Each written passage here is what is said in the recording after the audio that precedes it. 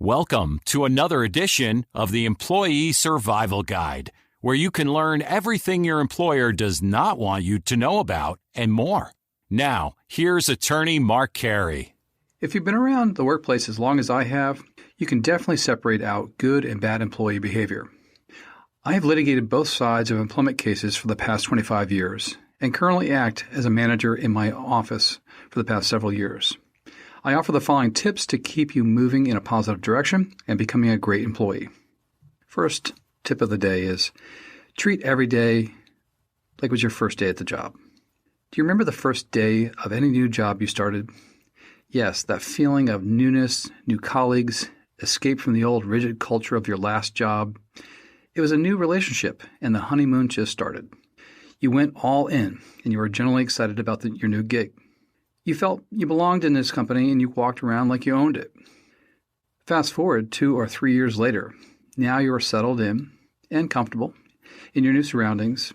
You have new work friends, and your employer is acknowledging your positive performance. But then something unexpected happened.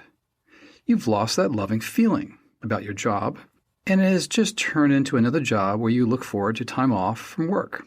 Overall, you are doing just the right amount of work in comparison to your work colleagues, and you are just getting by. What happened? Where did my mojo go?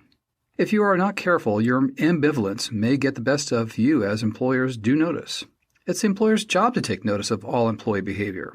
I suggest you do a reset and figure out what made you so happy about your job when you first started working for the company. Are you falling back on bad habits from your prior work history? Take a fresh look at your advancement opportunities within the company, and how can you create more equity and more compensation for yourself? If you cannot, then maybe it's time to move on.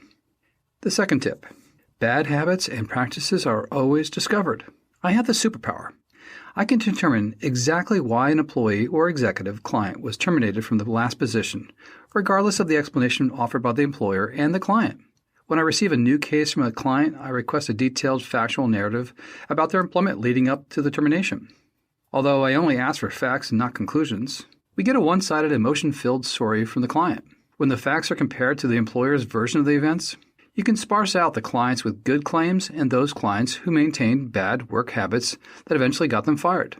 Bad work habits can be anything from being argumentative, tardiness, insubordination, lack of attention to detail, conducting personal affairs on business time, only doing the bare minimum, not seizing opportunities to market the company's services, etc. The worst habit is not knowing you're following your bad habits. Why do employees self-sabotage? And why can't they see the warning signs in advance? I can only offer a partial answer, as part of the problem lies in the psychology of the employee, which is outside the scope of my pay grade. We all have habits, good ones and bad ones. Accordingly, good habits are formed over 21 days. Bad habits are formed over a lifetime and can be changed or unlearned. Try reading Stephen Covey's The 7 Habits of Highly Effective People, and I also suggest reading the book Designing Your Life by 2 Stanford University engineering professors, which is based on the #1 class at the university. I've read the book and highly recommend it. Number 3, it's still a privilege to work for a company. Until you are financially well off and lucky enough to start your own business, you have to work for someone else. When you apply for a new job, you are applying for the privilege to work for a company. That privilege is controlled by the employer, who can take it away at a moment's notice. Notice I did not say you are, quote-unquote, entitled to work for your employer, because you're not. But when employees start a new job, they begin the psychological disconnecting process, veering away from respecting the privilege to work for the company to an entitlement mentality. I think we all know what I'm talking about here.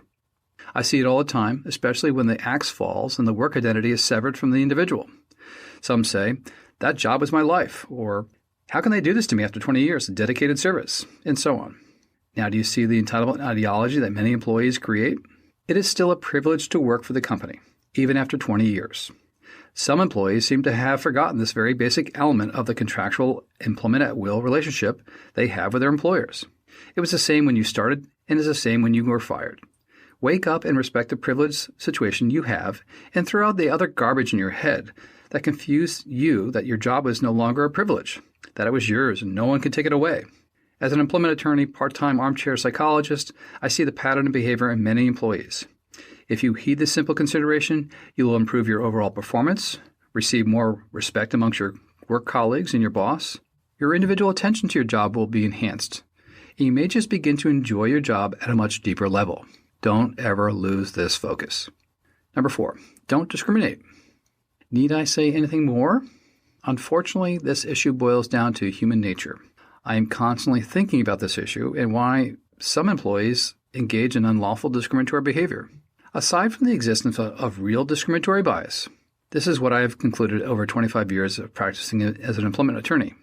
Employees are hardwired for the, quote, fight or flight at work and everywhere else. I call it the crazy brain mentality. Part of your brain is rational, empathetic, and thoughtful. But the other wild side of the brain only seeks to self-promote, judge others who appear different than you, acting selfishly, reacting in a defensive posture, etc. This protective layer is cast out in an effort to protect the employees against some form of harm they perceive may come to them. What is the solution here? Simple. Audi alterum partem, which is a Latin phrase for, quote, listen to the other side. Listening means giving respect, even though you do not agree with the other person. But the more you listen, learn, and digest how the other employee views the same reality, it will cut off your crazy brain from activation and allow your rational side of your brain to become more empathetic, sincere, understanding, even though you maintain a polar opposite point of view.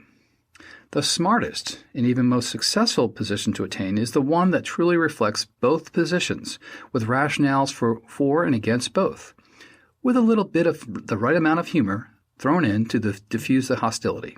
Right now in today's workforce, as a society as a whole, listening to the other side is altogether absent or not valued, and is intentionally ignored in favor of drama and destructive ideologies based on the color of your skin, your gender, or your age.